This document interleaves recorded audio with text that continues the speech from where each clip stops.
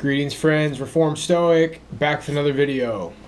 So this one is called My Experience with Christianity. And I'm just going to try to give an overview of my experience being a Christian. Various kinds of Christianity rather. It's not going to be especially theological. My last video relevant to Christianity, the rant on Christianity and Gnosticism, that was very theological. I don't want this to be redundant. And then just going into a few other things that this video isn't meant to be. This isn't a cry for help. This isn't trying to get people to rescue me, to bring me back to Christianity. And I haven't necessarily left, but I'm having some interesting feelings lately about life and my beliefs. And then just a couple of thoughts on that video. I mentioned in the description that I kind of didn't really even want to upload that video. It's fine. It's a fine video. It's just a little bit too long. I've watched it all the way through twice. Once before I uploaded it and premiered it when I decided that it was too long. And then when I premiered it. And just once it gets to the 50-minute mark, I'm like, okay, if the video ended right now, it would be good. It just went too long. I could have cut out the 5 minutes in the beginning, and then there was just something else. I could have just did strategic edits and just condensed it down. I was tired of watching it. The whole thing is tired, it's really not that interesting to me. The whole maybe Jesus was an infiltrator. Maybe. That's the whole point. Maybe. I guess to put that whole line of my channel to bed, I just feel like I've talked about it too much. I see Gnosticism as a respectable denomination. It's right up in there, There's so many denominations. One of them's got to be true, right? Well, if that's the case, then Gnosticism might as well be right up in there. Anyway, so a lot of summarizing here because I've already gone over a lot of this on my channel. I was secular in high school, went to music school. Life was all about music. I started developing this kind of strange sense of spirituality. I wanted to talk about something I've never talked about. This kind of spiritual experimentation that came purely from my intuition that I did in high school. One time before bed, I think I was in high school. It was either that or maybe one of the first summers I was back after, but this was in high school, I'm pretty sure. Just, nighttime before I went to bed, in my room in the dark, I tried this kind of improvised kind of meditation where I just held my hands above my head and let the blood rush down to, kind of get that numb sensation in my arms. And then I just kind of meditated on the sensation. Nobody told me to do that. That was just something that I kind of tried, and I think that was before I ever read anything about meditation. I did these strange intuitive exercises, and I think those were my first interactions with the spiritual. One time I decided, let's crank it to porn and get right when I'm about to finish and then stop and go to bed. That was completely intuition. And I faintly remember the dream I had that night. It was about some sort of a woman. And she had kind of she just looked like a regular, beautiful, more mature woman than me. I think that was in high school. She must have been an attractive 30-year-old woman. And she had kind of a demonic flair to her. It could have been a Lilith type of a figure, something like that. But that was kind of a tantric kind of experience, and you could say that dream could have been a succubi kind of figure. But again, I didn't know anything about spirituality. I didn't watch any video that told me to do that. That was something I randomly decided to do. Both of those things. I did weird, like, spiritual experimentation without any sort of anything pointing me towards that. Before I was into any kind of spirituality, I was just really into watching messed up horror movies. I'd go on IMDb, and, you know, it would be, like, on a really messed up movie, like Henry, Portrait of a Serial Killer. And that's back when they had the threads before they shut them down because people said stuff that hurt people's feelings. There would be a thread like most disturbing movies ever. And I'd watch all those movies, which is kind of messed up looking back. It's very messed up. I don't think that's good for you. But I didn't have a lot of direction back then, you know, because now on my channel I look back and I'm like, oh, I was surrounded by narcissists and low IQ people, and it's very bleak and depressing thinking of where I grew up. Like, I didn't really have much of a chance to develop into an interesting person. But that's pretty much all I wanted to say about that. Like, that's really early, like, primordial origins of my spirituality. When I was, like, when I was still going to Berkeley in Boston, I would, like, go for these walks.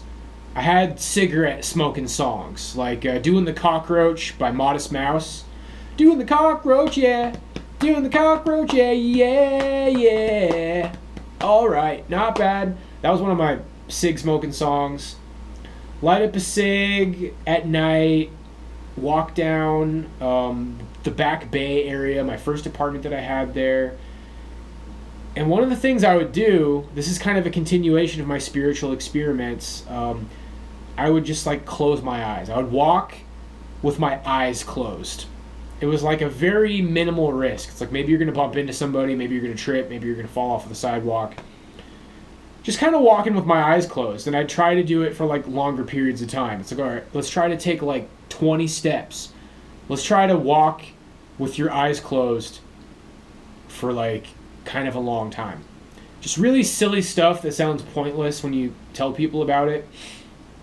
But I remember I even made a post about it on Facebook. I was like, my spirituality consists of reading horoscopes and walking with my eyes closed.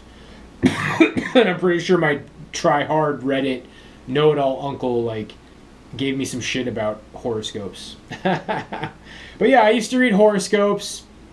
I found kind of an occult store in Boston, like within the last couple of years that I lived there. I bought a deck of tarot cards there.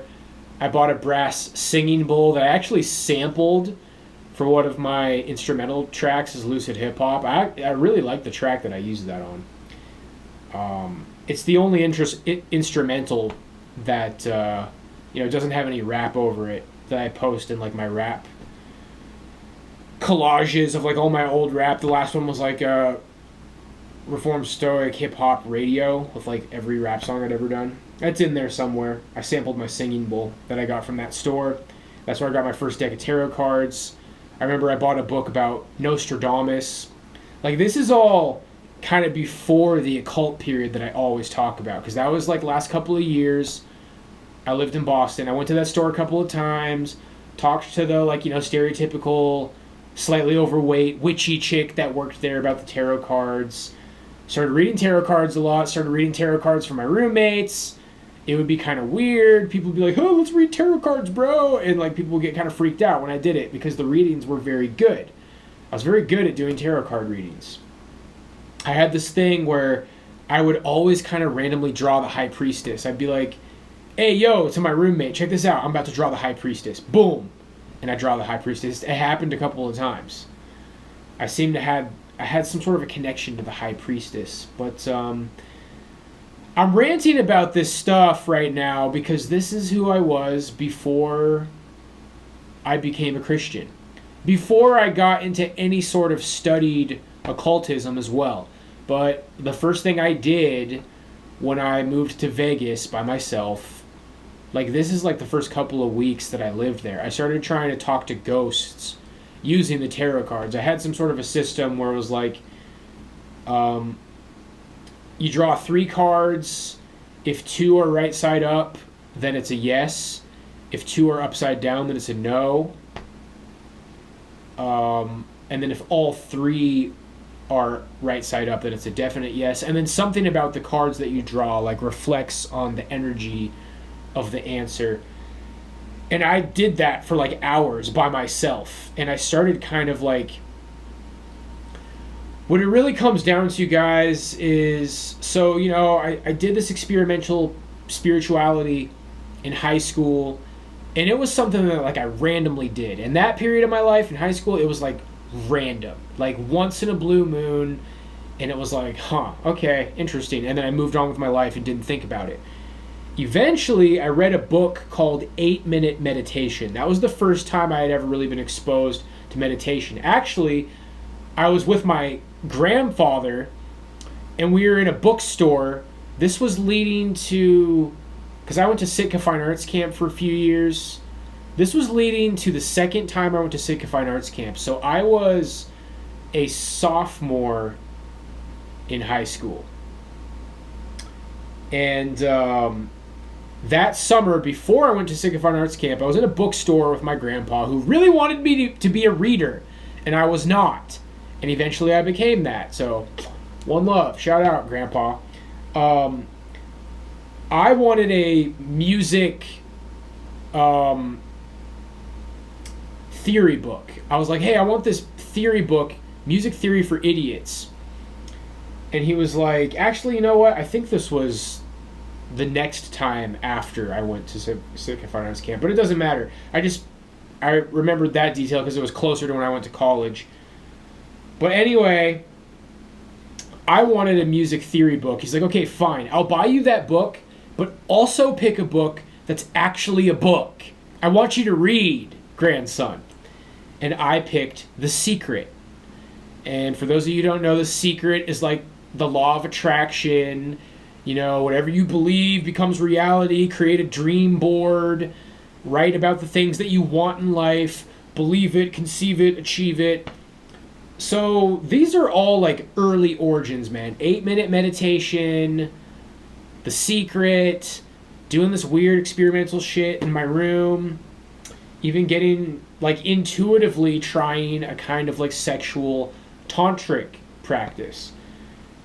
And the point of this rant is like, that was like something that I randomly did, maybe like 0.01% of my life. And then in my college years, it was like 1% of my life. Then when I played in the metal bands, it was like 5%, or almost like 8 to 10% of my life. When I moved to Vegas, things in my life, I'd been on these rants so many times, like going back and forth between Kodiak and Boston, trying to save money, trying to make it work, things being bullshit, dealing with all kinds of bullshit and shitty people and narcissists, chasing women, having crazy, shitty experiences with women and jobs and careers, and trying to be a musician, and it's slowly sinking in, like, you probably chose the wrong path in life. When I moved to Vegas, it was like, you know what? Let's take this thing that's, like, been slowly growing in your life, because at that point I was reading the tarot cards and talking to ghosts and stuff, and let's live in it. Because I just don't really give a fuck about real life.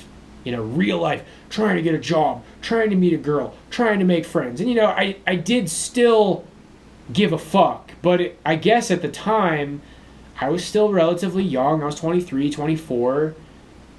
I think I was 23 when I first moved to Vegas. And it was like, still plenty of time, still plenty of life ahead of me. Let's take this thing that I did for like a small percentage of my life and let's live in it. And that led to me reading books, becoming an intellectual, and becoming an occultist. And eventually, in the end of 2017, it was a very slow process. It started with watching Mysterium Fasces, Florian Geyer, who eventually debated Southern Israelite, which is how I got into Southern Israelite. Between those two periods of time, I found Jay Dyer. I watched that podcast in the summer of 2017, leading up to going to UNLV. I was playing StarCraft. I was like, man, these Christian theologian guys are pretty smart. They've read a lot of the same books that I've read. I always kind of thought Christians were dumb.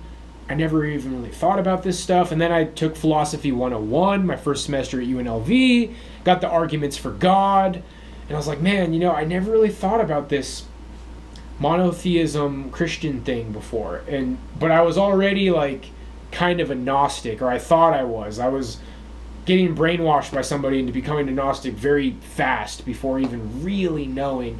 I was definitely an armchair smorgasbord occultist, just kind of being bombarded by all these things and not really diving deep, I mean, I dove pretty deep. Like, for somebody to just dive in and get all fucking lost in the sauce randomly, I was pretty good at that, I'm a little bit high IQ. The first time I ever started wondering if I was high IQ was because this guy that I met in the occult, who said he was associated with the Pythagorean Illuminati, was like, you probably have high IQ because people who are into the occult tend to have high IQ.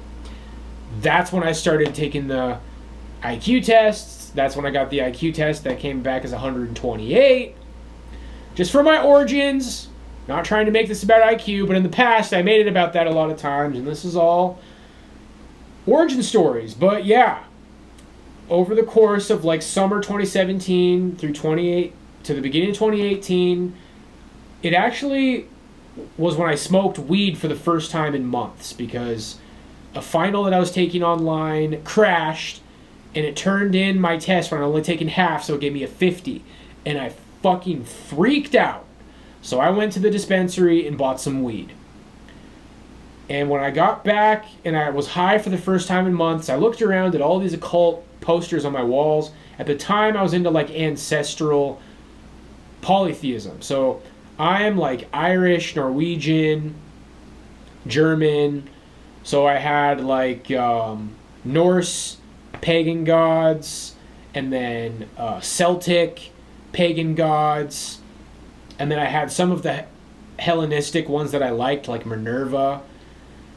And then I had I actually had a picture of Abraxas, the Gnostic god, and then a picture of the angel Lucifer. I just had all this random shit all over the place, and I got high. I was thinking, this is around that time when I'm thinking about, is Yahweh the demiurge, or is Yahweh the one omnipotent God? I was thinking that for months. And I still hadn't made up my mind yet. And I was like, what? I don't really know what I'm about yet, but whatever all this shit is with these posters, this is stupid. And I ripped them all down. And then it was a couple of months after that I started really thinking I was becoming a Christian. So this story from that point has been told many times, but in summary of my Christian years, we'll say 2018, which was when the center of going to UNLV, which is arguably some of the worst time of my life, to about summer of 2024, right before where I moved here. So living in Kodiak. Also the worst years of my life. 2018, 2024, literally the worst years of my life.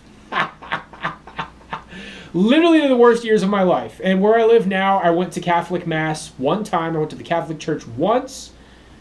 I had that same kind of depressed feeling that I had in Kodiak, where, I'm around people and I want to meet people, but I didn't meet anybody. People were dressed up. I felt like, some old people were making dirty looks at me, and I was like, you know what? I don't want to go through this anymore. This makes me sad. I feel sad after Mass. And I don't really know what I'm thinking right now, because I was taking Catholicism very seriously. It's a mortal sin if you don't go to Mass. But it just got to this point where it's you know what? I'm living in a new place, and I just don't want to do this anymore. This is not taking me anywhere. I do it because I feel like it's an obligation for my soul. But maybe some feelings are creeping in, I don't really feel that way. So, getting into some of my general experiences, I'm just going to go ahead and say the thesis before I get into the details. Christianity is an establishment religion. All denominations. Doesn't matter. People try to be like, oh, well, this denomination's different. It doesn't matter. Christianity is an establishment religion where the basis of church is you meet people who are going to kind of help you become a part of the establishment. And that's what a lot of self-help people point people to the church for, and that's why a lot of people, men who are lost in these times, end up becoming Christians. I think that maybe there was a very strong kind of Christian psyop being pushed online. Not that, what these pagan people are saying, that the whole thing is made up. Just there was a very strong internet psyop effort to start pushing young men into churches or just into Christianity in general. And I think I might have kind of fallen prey to that.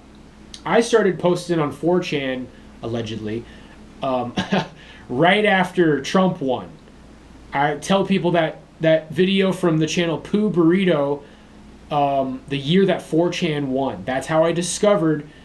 I mean, I already knew about 4chan. There was people in my hometown who were regular posters on B, and they did pranks. They posted like horse dicks all over the tree and stuff. There was a lot of 4chan users, but I'm telling you, man, I had more of a normie consciousness when I was younger. Like, my friend showed me B, must have been like 2007, 2008, 2009, and I was like, oh, okay, cool, dude. I don't give a fuck. Let's do something else. I didn't give a shit about 4chan.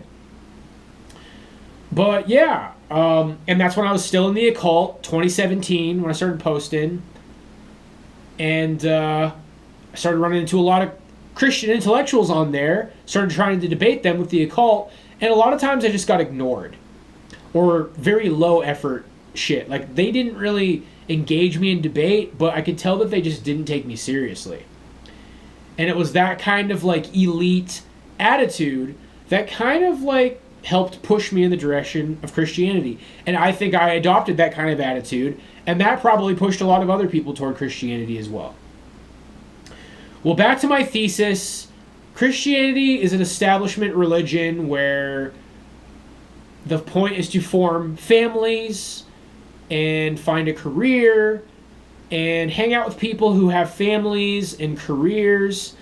And what I noticed, and not trying to throw any church in particular under the bus, but I met some people who were like permanently single at the church, and they were very passive. They tended to be leftist, liberal, some of them autistic, and they were terminally single, and they're like, oh, well, God called me to this, and then people around them kind of reinforce that. Like, if you're a guy who's failing with women in relationships, and you're very like beta, passive, maybe autistic, people in the church will make it about God's plan for you. Like, well, this is God's calling for you to be a friend with people with families. Maybe God didn't call you to have a family. I think God called you to hang out with people with families and join the membership of the church and donate to the church and come to the luncheons and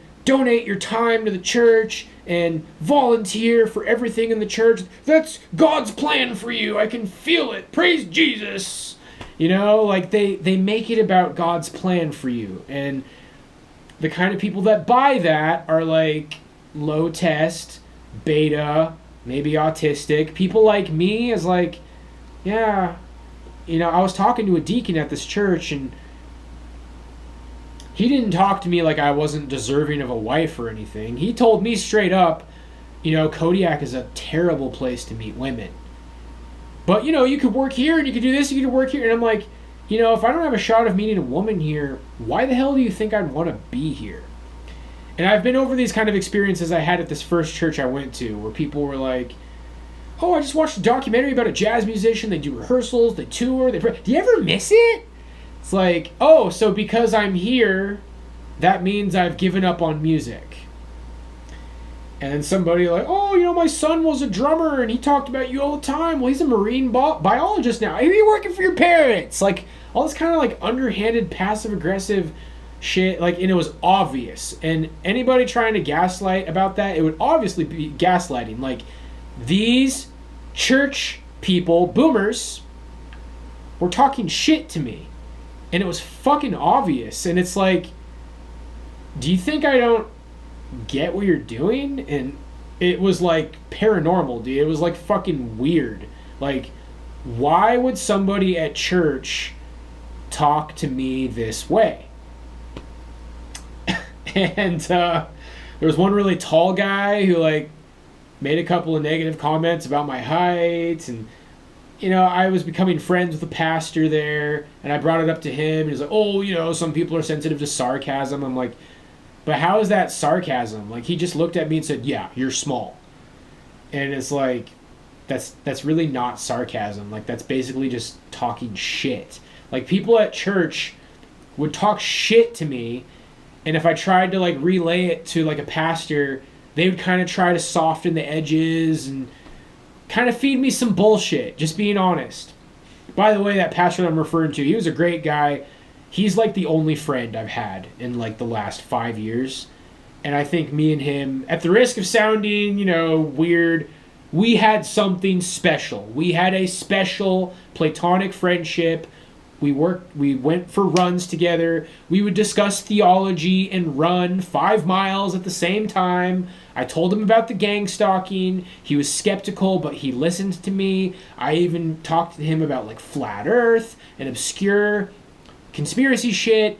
And I could tell that he was, like, extremely skeptical to the point of being dismissive at times, but he was willing to listen to me. And I saw in his eyes at some points, he's like, I'm maybe trying to drag this guy back. We're playing this kind of, like, subtle tug of war, and I think I'm, like, dragging him a few inches back every time we hang out, but what's really happening is he's dragging me, like, a quarter of an inch back. And this guy's, like, kind of smart, and this is a very interesting person that I've met. That's kind of what I thought about what he was thinking about me. I feel like I'm an empath. I feel like I can judge people's vibe, and I'm not going to act like I changed this guy's entire worldview, but if I had to try to dissect what I think, because he moved. He ended up moving, and I asked him why he was moving or why he was leaving the church. He's like, these people at church, they have their kind of church face and their church friends and their church talk, but people just aren't really living it, And I feel like I maybe dragged him a little bit towards because the way that I am is, like, dark, arguably nihilistic. And I am, like, I was trying to use the church to help reintegrate me back into society. And I'm at the verge of saying, no, I'm leaving the church entirely, and I think I'm leaving society entirely. And this guy has a beautiful wife and a family, and he's successful. But I think I started kind of inching him towards this black hole. And I sensed a kind of, like, repressed sadness in him. That it's like, I have to get away from this guy, even though he's a real one, because I can't pull him out of what he's about. Not necessarily because he's right, but this guy's very serious about what he's about, and I fear that if I keep playing this game of tug of war, I might lose. And I'm sorry if that sounded, like, arrogant or whatever. He's a great guy. I was a little bit older than him. I think I was. I think I was older than this guy. Maybe 5 years or so. But, yeah, finishing my thesis, church Christianity is an establishment religion that's meant to just cement your place in society. So there's these self-help guys telling you to go to church. There's this, like, copy pasta on 4chan. Go to church. It's literally people's job at church to become your friend and help you become social. And I was experiencing that at the Baptist church. Nobody in the Catholic church fucked with me. Like, thug and speak. Like, nobody fucked with me, dog. Like, nobody wanted to talk to me at the Catholic church. They heard rumors. They made dirty looks at me. They stayed far away from me. I was already picking up on that vibe of the Catholic Church here. Catholics are judgmental as fuck. Like, Baptists are like really fake and they talk shit to you while they're pretending to be nice. Oh my goodness, like, so you're working for your parents? Do you miss playing music? God bless you. Like, whoa. It was like fucking Twilight Zone shit how fake they were. And the Catholic Church is just like just fucking like Damien or some shit. Like, okay, I get it. You think I'm gonna fucking burn in hell? Like, I'm done. I'm done with church, man. And I'm starting to think outside of the box, like, because it's like, what church should I try? Should I try a different church? Because that's how I'm going to meet people. Because that's how I'm going to meet a woman. And I'm starting to think, I think I'm going to maybe do spiritual retreats. I think I'm going to maybe go do ayahuasca with people. I think I'm going to maybe do like weird spiritual shit with fucking hippy dippy spiritual people. And maybe I'll meet a girl there. I'm done with the church. You know, I said I have some mixed feelings. Like, there's something about my last Christian Gnostic rant. It was just a little unpolished. I could have condensed it. I could have been a bit sharper. I could have been a bit more to the point. I had a really bad day that day. Just kind of a weird fake energy in that video. Just kind of a meandering energy. I think maybe 15 minutes of edits would have really tightened it up. But yeah, in conclusion, like, I think Gnosticism is a respectable denomination. I think there's good arguments for it. And the direction I'm headed is like, I see Christ as like a spiritual teacher who, you know, yeah, he might have been God, but I'm pretty confident that I'm done with the Old Testament. I'm done with Yahweh. Summarizing the Old Testament, it is submission to a tyrannical being that, you know, supposedly has these phenomenal cosmic powers. Like, you know, the end of Aladdin where Jafar becomes a genie. You know, Aladdin tricks him into becoming a genie because he's going to grab the lamp and trap him in the lamp. But that, like, 15 seconds before he picks up the lamp is like, oh shit, like, what did you just do? And he, like, becomes a genie and everything becomes dark, and that's fucking scary. Like, when you start comprehending what Jafar is going to do to the planet with the genie powers, it's like, oh dude, this is like spiritual totalitarianism from an omnipotent being. That's like Yahweh. That's like, this thing can plummet me into eternal torment, so I'm going to submit to it. That's the bottom line of mainstream Christianity. It really is. That's the bottom line. I mean, all these intelligent theologian guys, Jay Dyer, it's like, you don't have a choice. Yahweh's omnipotent. Yeah, he killed the babies and he killed the Jews in the desert for groveling, and he sentenced, you know, Moses and his generation to die in the desert because he punched a rock. You don't have a choice because that's God. Something in here, that part of me that did this when I was a kid, part of me that decided to crank it to porn, and then right before I came, just went to bed, part of me that, like, fumbled around in the dark, leading to occultism, I don't buy it anymore. I don't buy it anymore, and I know I went to town for it. I was going through fucked up shit. Like I said, 2018, middle in the thick of going to UNLV, worst time of my life, to the beginning of 2024, my time in Kodiak, worst time of my life. My time as a Christian, 2018 to 2024, worst time of my life. And now that I'm just kind of drifting away, I'm just kind of like, there's just like this light breeze just kind of pushing me in a different direction. It feels like freedom. It feels like the beginning of starting to enjoy life again. It feels like the beginning of, I might actually meet a girl. I might actually meet some friends again. I might actually get a job. I might actually, like, find my place in life. it's almost like 2018 to 2024, when I was a regular Christian of some sort, that was like representing the kind of spiritual trap that mainstream Christianity is. And it's not a spiritual trap for the kind of normies that fill the church. Like, it's like a drive-through spirituality for people who just aren't really deep, you know? The bottom line of the Gospels is be nice to people. It's a spirituality for regular people so they don't murder and break the law and treat people like trash. And, you know, they still do treat people like trash, but they don't fully understand the depths of what Christ taught because they're not deep. Christianity is for people who aren't deep.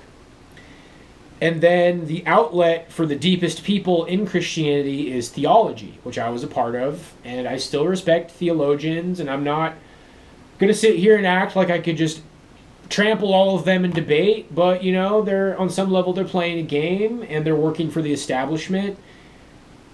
And what I started to realize over the course of, you know, me learning about the establishment and the feds and the internet control and cybernetics is a lot of feds are Christians. A lot of feds are people trying to get you to go to church. I think Jay Dyer's a fed. I think a lot of theologians on the internet are feds. But Christ has changed me forever. Jesus has changed me forever.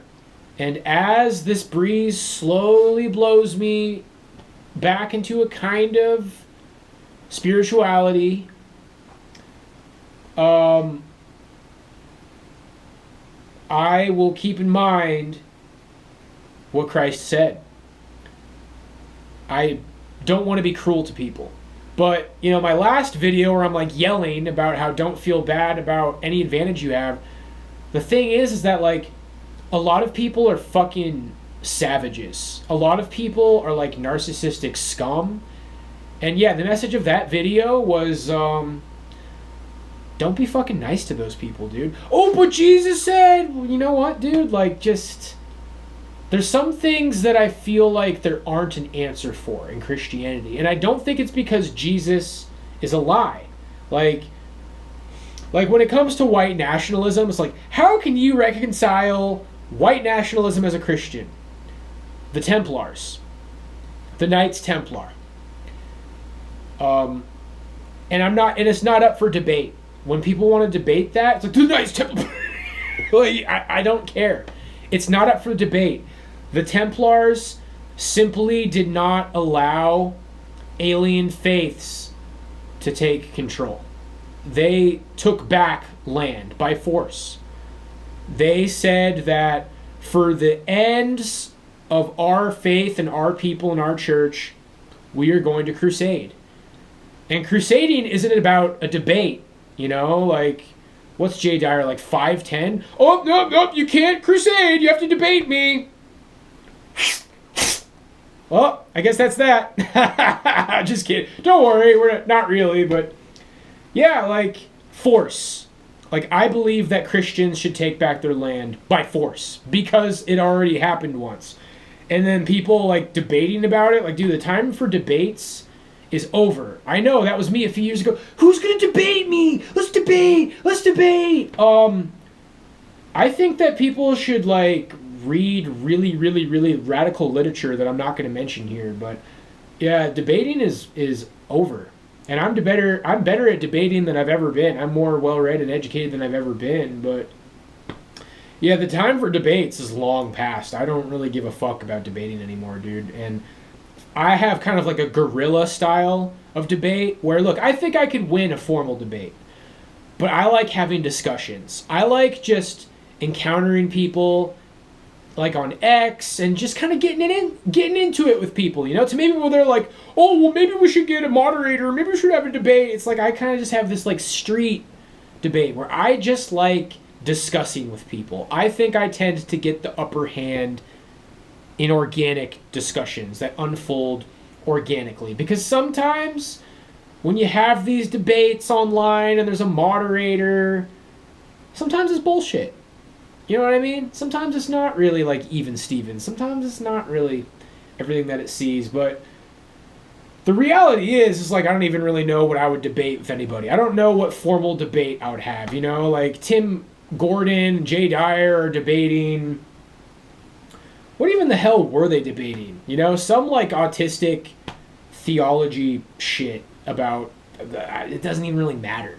They're just trying to sound smart for 4 hours, you know, and they're basically gridlocked. And Jay Dyer dick riders are posting clips like Tim Gordon got wrecked, and then like the Tim Gordon dick riders are like one more again for the Catholic Church. It's 4 hours of fucking narcissism for good boy school people who have degrees and maybe you're feds. It's like, yeah, I didn't get a degree and I'm not a good boy. And this whole arc of me trying to go back to church and make it in society is like, I don't think I want to go back to church. I don't think I want to make it in society. I think I want to spark the revolution. I think I want to like be radical. I think I want to like follow my heart. And the whispers of the morals of Christ will always be there. And I see that the path that I was taking before I became a Christian was wrong. And it was misled and it was edgy. You know, Dragon Rouge isn't anything like the Order of Nine Angles, which is like real horrible Satanism where they are fucking evil. Dragon Rouge was like, oh, well, there's gray evil that you read about in the news, and then there's the black evil, the esoteric evil, the Jungian evil diving into the shadow of the archetype. And I think that that is a kind of brainwashing where as they level up in the circles of Dragon Rouge, they are being led to real evil. Because I read these, I went over the reading list of Dragon Rouge again. I went over some of the material again a few weeks ago. It's like, man, they're reading about vampirism. And this is all the same kind of like dark spirituality that is like weaponized and harnessed in the Order of Nine Angles. It's not even absurd to say that like as you climb the ranks of Dragon Rouge, you could potentially bump into stuff like the Order of Nine Angles, and it could be shopped to you like it's this high level thing, you know? It's manipulative. It's for people who don't really know things. It's for people who are desperate for knowledge. That's what cults are about. That's what a lot of churches are about. I feel like I've put in enough work to where I'm no longer desperate for knowledge. I felt around in the dark enough. I found some candles. I found some flashlights. And it's like, I'm ready to reapproach a kind of spiritual path. And some of the things that I'm looking at is like Tumo, Hatha yoga, all kinds of different paths of yoga. I'm familiar with like the Raha yoga and the Hatha yoga, the Kundalini yoga. There's a lot of them. There's so much freaking terminology in yoga.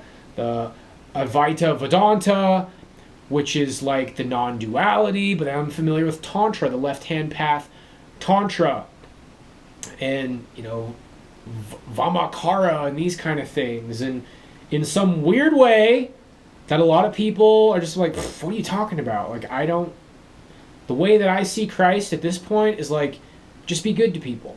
It's not rocket science, you know? Just be good to people. And the reason it's the narrow path that leads to salvation is because you are creating bad karma when you treat people like fucking dog shit.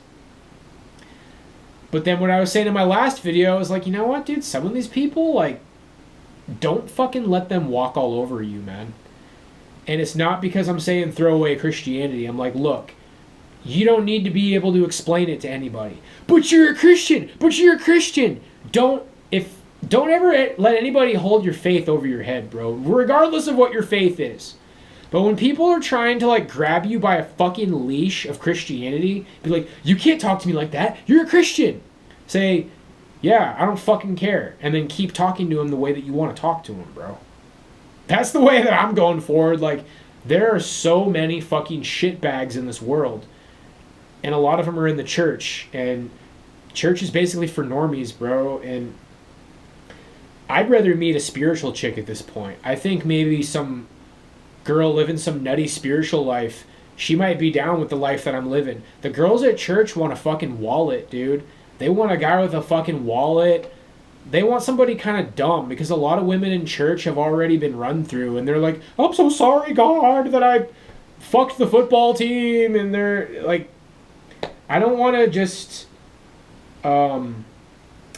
over generalize everybody, but then, you know, then there's the women who are a little bit smarter, the trad girls. These fucking trad girls on YouTube are the most hypergamous women there are. But yeah, you know, they want to save themselves, or they were only with a couple of guys. Like, yeah, they don't have a huge body count, but these fucking trad church girls who virtue signal about how fucking trad they are, they're some of the nastiest women I've ever fucking met, bro. Like, they want 6'2" Chad fucking Thundercock who makes 7 figures. And all of the women who are famous in this shit, they are all with like the top echelons of income earning men. They're all about the money, dude. These trad girls are all about the fucking money and the looks and the superficial shit. And they'll straight up berate you and tell you that you're fucking trash because of the way that you look. And sometimes they try to be like, oh yeah, God destined for you. It was God's plan for you to be ugly. And they're fucking nasty, bro. And they're nasty. It's like, oh yeah, you like when men dominate, huh? Well, here's your first lesson, sweetie. Don't talk to me like that. But yeah, every fiber of my being called out to me through my experiences in the church. It's like, bro, you were closer to the truth before you became a Christian. But you were feeling around in the dark and you didn't have a moral compass. Christ has given me the moral compass of how to treat people. There's nobody in my life. There's not a lot of people in my life to treat like anything. So, you know, when push comes to shove and things are getting ugly out there, I will think about what Christ taught. And I still pray the rosary, and I still have my Catholic altar, but all of that Catholic stuff is going to be a part of my perennial spiritual LARP, basically. It's not really like a traditional Christian thing anymore. And I think people have known that for a long time, and I think I've known that for a long time. And I was considering making a video being like, oh, you know, dude, this whole Gnostic thing is like a weird phase. And I might just, like, you know, be a Catholic again at some point. Who knows? Maybe. But for now, guys, I'm still kind of young. I'm going back into the abyss. I'm going back into spiritual things. And I want to say it's like a right-hand path kind of a thing. But the thing is that when people hear left-hand path, this day and age, they think like Order of Nine Angles. They think like weird, satanic, evil shit. That's not really what it comes down to. I'm thinking like Miguel Serrano, the path of the hero.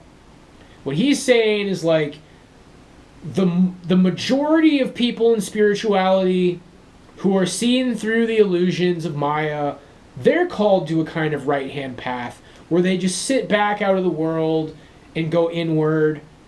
But there's a few men who are called to the path of the hero, which is the more left-hand path, Tantra kind of path, which I'm at least going to study and observe along with my studies. And I think about somebody like me and what I've experienced. It's like, I might be called to that kind of a path. But whatever path I take, I am going to take a path. The path of Christianity is career, family, stability, going to the luncheons, going to the, what the hell are they called? We're like, you bring a potato salad. Oh, I'll bring the macaroni salad, the potlucks. And I tried, and there was a sadness in me because I knew right away. I knew after the first couple of potlucks, it's like, this will never be me. And the only role that I could ever have here is being weird and getting gossiped about. Because I'm greater. Like, not better, but just I'm more individuated. And as I continue studying Jung, there's various levels of individuation. And it was like level 3 where, you externalize judgment outside of authority figures onto a metaphysical God kind of a figure.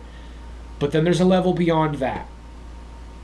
And then he says in the East, there's 2 levels beyond that are unknown to the West, because Westerners just... A Westerner who wants to obtain like these high states of consciousness, you gotta leave the West. Because the West is what Christianity built. An establishment, slave factory, capitalist machine. That's what Christianity built. Not Freemasonry, Christianity. Yeah, Freemasons like have the master key to the Christian masses. Or the Catholic elite, the Jesuits, have the master key to the Catholic masses. But a lot of Christians will spend their entire lives, going on about how corrupt the Jesuits are and how corrupt the Freemasons are. It's like, bro, you do it to yourself by submitting to these churches and these church authority figures. And every fiber of my being was like, I wanted to say screaming this to me, but it was whispering it to me. It's like, bro, you already are beyond this. You've already obtained the 4th level of consciousness, where Jung basically says you could potentially get sucked up into something very dark, where you become a narcissist or a sociopath. Because you realize that the establishment is trying to put in this inner working of guilt inside of you. But then there's states of consciousness beyond that I actually don't really remember as well off the top of my head, but it doesn't even matter. Like, just beyond, there's like level 3, which is establishment religion. There's level 4 where you're like, you know what? These are basically like CIA puppets, like telling me what to do. I can actually do whatever the fuck I want. But then there's a level beyond that. And that's what I'm going for. That's the level of consciousness that I'm going for. I think I'm awakening to the level that I already achieved in level 4. And the church isn't going to get you to level 5. The church is going to keep you in level 3. If you're level 4 and you're in a church, you're going to have this sadness, and you're going to be stuck. And you're going to be like, I know I'm stuck. I know that it has something to do with, there's something wrong with the church.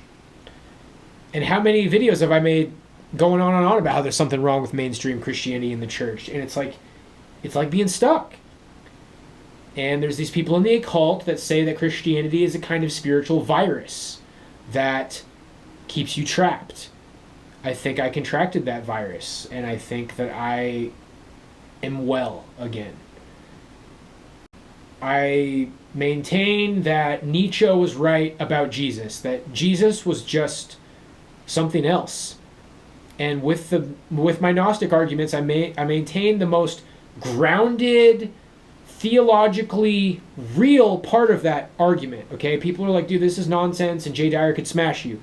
Well, the most grounded thing that I would bring forth in a real theological debate is the Jews are right that Jesus is not the Messiah. There likely was a conspiracy to make Jesus into the Jewish Messiah as a means of keeping Christianity trapped. Creating a trap within something that was meant to liberate you and help you ascend and evolve. And I still look at Christ as my spiritual leader. And within whatever spirituality I'm headed towards, I'm not going to do divination, mainly because I think, if you want to do tarot cards, you do it once every 6 months, once every 3 months, or once every season. I did an online tarot card reading for the entire summer, and I told myself, if you do another one, wait till the summer's over. I talked to Milton about it, and he's like, that's what you get, because, it didn't really come to fruition. I was waiting for the Hierophant, which is supposed to be a connection that helps me get somewhere in life. Didn't show up. And Milton was like, well, that's what you get. it's divination. It's like it's not reliable. It's not really a wonderful thing. Less that it endangers my soul, more that it's overrated. Doing divination every single day, like, maybe you had a good one, and then you did like one every single day forever, and it's like, dude, you're spamming yourself with like, integrate the one divination that you did and run with that for the entire season. Some books that intrigue me right now, a couple of Evola books. I think it's called like Doctrines on Awakening, Yoga of Power from Evola, The Lion's Path by Musaios, or Musis is his last name. The moniker was Musaios, who wrote the book The Lion's Path. That has like weird planetary shit in it, but it seems a little bit intriguing. Just something I'm interested in reading, not necessarily implementing. Interested in going deeper on Left Hand Path Tantra, Miguel Serrano, The Path of the Hero. Just more learning. My spiritual practice right now consists of just really basic. I do the Weaver's Web exercise. You can look that up on YouTube. Qigong, Weaver's Web. I try to do that every day. I've been doing it after my workout at the gym. And then for mindfulness meditation, just sit in the full lotus position in the dark with a candle lit on my Catholic altar. About 5 minutes of silence. Then maybe I'll do something kind of like the Wim Hof breathing for just one round. Then go back to the silence. Maybe some syllables, the 7 chakra syllables. Well, actually, there's 6, and then the 7th one is silence. Or you could do like, Hugh. I found some random guy way back in the day who was like, Hugh is like the best. That's better than Hugh. So I do that. You can go back to the Om Namah Shivaya or Om Mani Padme Hum. Like there's a few different ones. I experiment with that. Rosary still, but that's kind of an ascetic practice. Rightly pointed out by Protestants. It's like that's like Hinduism. It's like, yeah, that's why I like it, is what I realized. The spiritual path chose me, you guys. The spiritual path chose me. And I think I contracted the Christian virus, and people might be like, oh, dude, you missed years and years and years of development. No, it was a part of my development. It was a part of my path. And I know that this sounds like incredibly smug to people who are still Christians. But some of you have kind of like a deep sadness, and you don't have answers for it. And you keep turning to the church, and you keep finding half-truths, and you keep pushing it down, and you're like, yeah, this is pretty good, and I love my church congregation, and I love these luncheons, and I love these potlucks, and this is good, and this is the fullness, and this is everything. But there's a little tiny part of you that doubts, and you'll tell yourself that that's the devil tempting me. And that's how it works. And for me, this is my calling. This is my entire life. And it makes me think that maybe I am meant to take the path of the hero, the left-hand path, full individuation.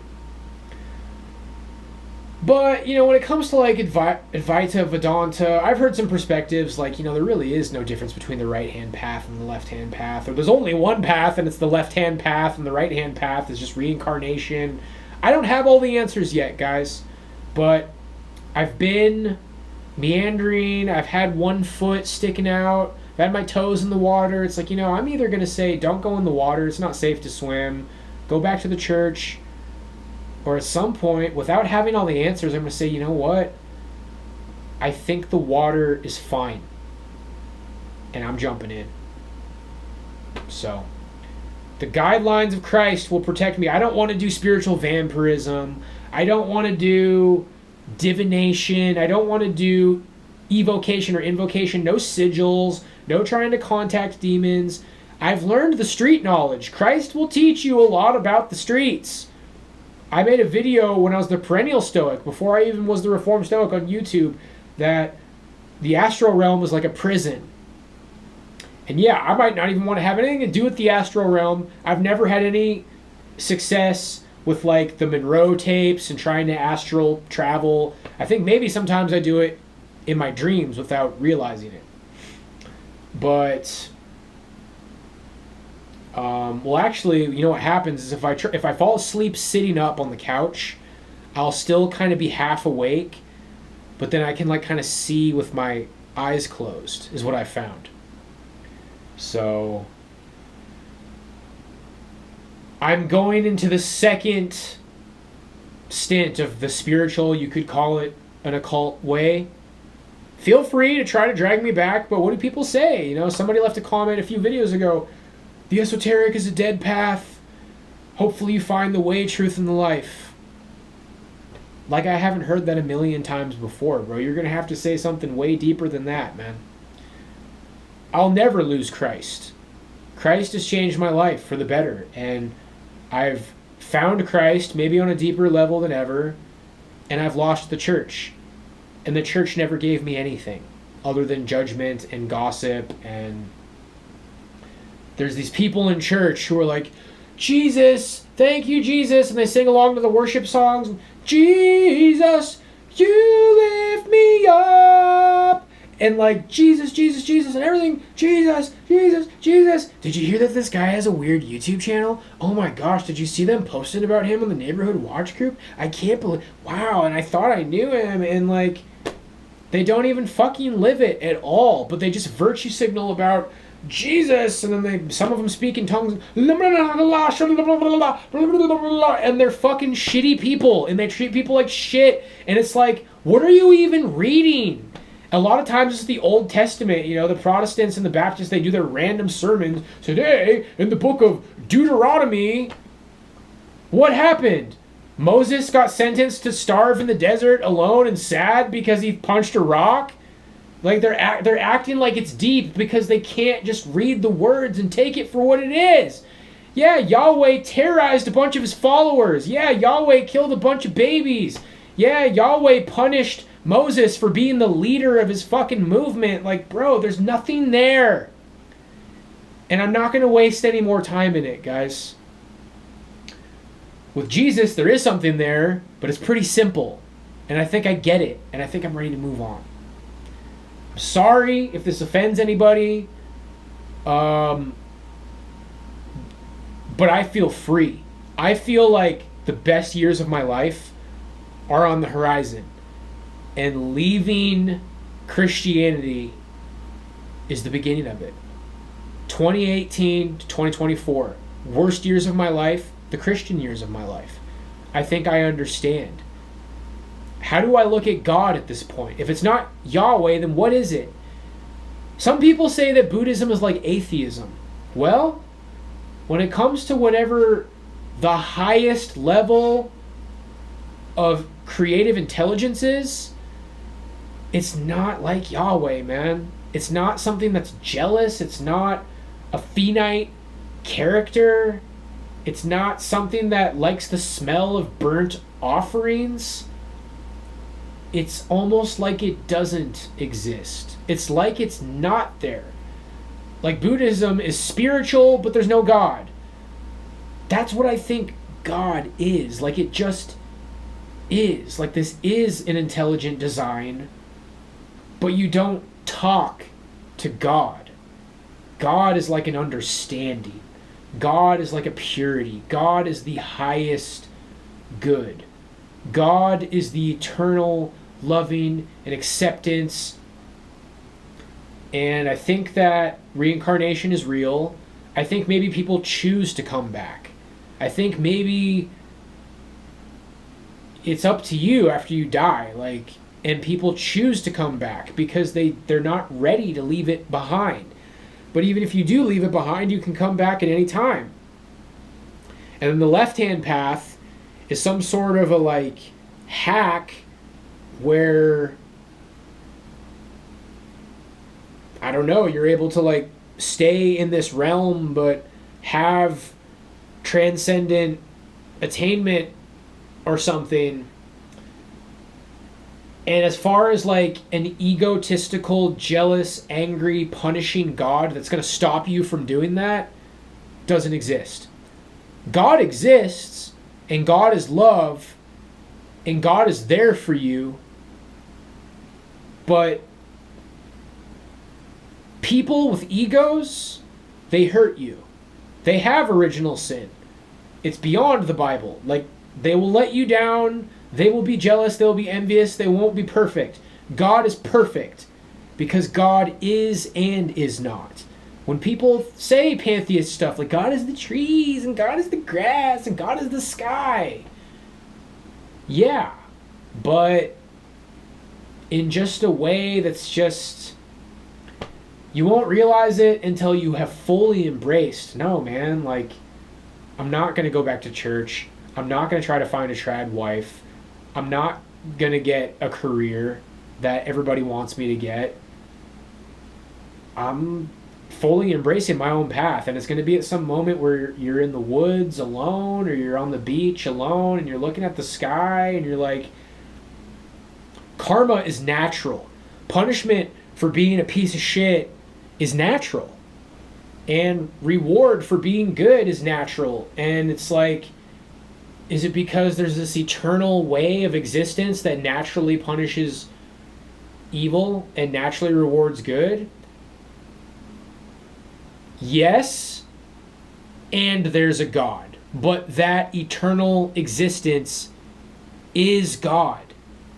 And I think being in the presence of the true God is just infinite okayness. The cure for what Schopenhauer taught us that life is. The older you get, the more there's this deep sadness of like, I know that this fulfillment is only temporary. In the presence of God, which the right-hand path will be guiding you toward being in that presence, you are just okay. The human struggle, anxiety, depression, sadness, lack, desire is cured. So I was in Christianity for 6 years, 7 years. The only thing that I think any level of Christian intellectual would meet that with is like, no, you need to be afraid because Yahweh will throw you into torment. I'm so sad for you because you're going to be thrown into torment by the real God, which likes the smell of burnt offerings and kills his own followers for complaining. I think I've evolved past that. God bless you, my friends. I'll see you for the next one. Peace out.